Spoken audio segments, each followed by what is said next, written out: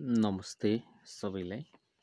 लामो समयको अन्तरालपछि म एमएस लोकसेवा हब युट्युब च्यानलमा भिडियो लिएर आइसकेको छु। अब भने यसलाई निरन्तरता दिने प्रयास गरिरहेको छु।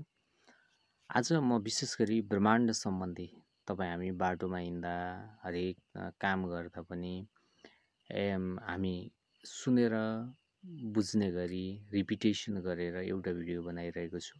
आशा छ यसले तपाईहरुको अध्ययनलाई निखारता ल्याउनेछ र यस्तै नयाँ भिडियोहरू भेट्नको लागि तपाईहरुले च्यानललाई अवश्य पनि शेयर, सब्स्क्राइब र लाइक गर्नुहुनेछ भन्ने आशा राख्दै आजको पहिलो प्रश्न म राख्न गइरहेको छु।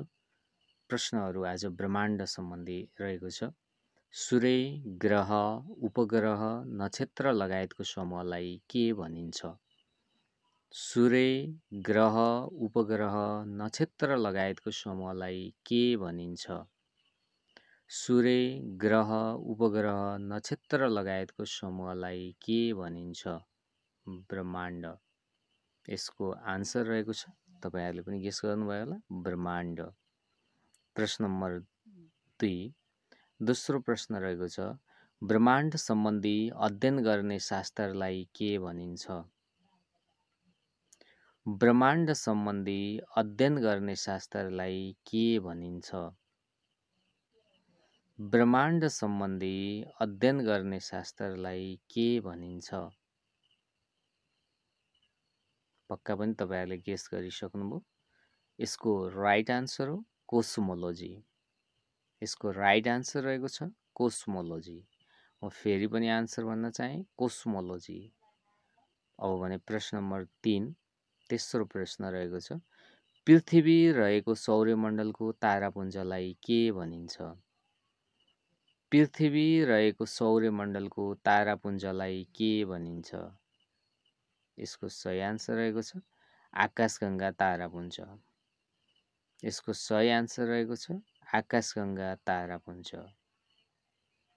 अब भने प्रश्न नम्बर 4, आकाशगंगा तारामण्डलको एक बिन्दुबाट अर्को बिन्दुसम्म पुग्न कति समय लाग्छ? आकाशगंगा तारामण्डलको एक बिन्दुबाट अर्को बिन्दुसम्म पुग्न कति समय लाग्छ?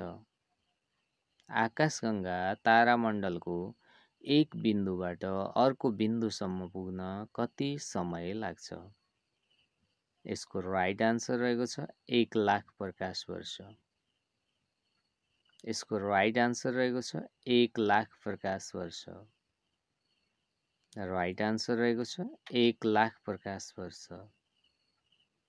प्रश्न नम्बर 5, प्रकाशले एक वर्षमा पार गर्ने दूरीलाई के भनिन्छ? प्रकाशले एक वर्षमा पार गर्ने दूरीलाई के भनिन्छ? प्रकाशले एक वर्षमा पार गर्ने दूरीलाई के भनिन्छ?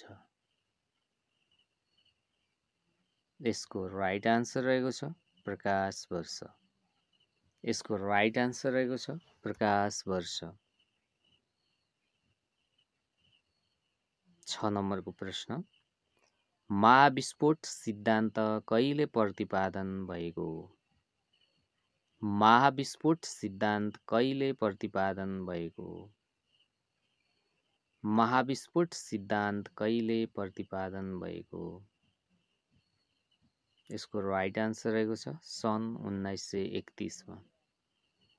यसको राइट आन्सर रहेको छ सन् 1931 मा। महाविस्फोट सिद्धान्त प्रतिपादन गर्ने व्यक्ति कुन देशका नागरिक हुन्? महाविस्फोट सिद्धान्त प्रतिपादन गर्ने व्यक्ति कुन देशका नागरिक हुन्? महाविस्फोट सिद्धान्त प्रतिपादन गर्ने व्यक्ति कुन देशका नागरिक हुन्?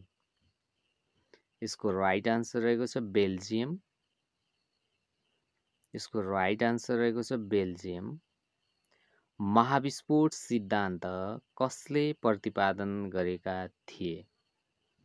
महाविस्फोट सिद्धान्त कसले प्रतिपादन गरेका थिए? महाविस्फोट सिद्धान्त कसले प्रतिपादन गरेका थिए? यसको राइट आन्सर रहेको छ कोस्मोलोजिस्ट जर्ज लेमाइटर। कोस्मोलोजिस्ट जर्ज लेमाइटर। कोस्मोलोजिस्ट जर्ज लेमाइटर।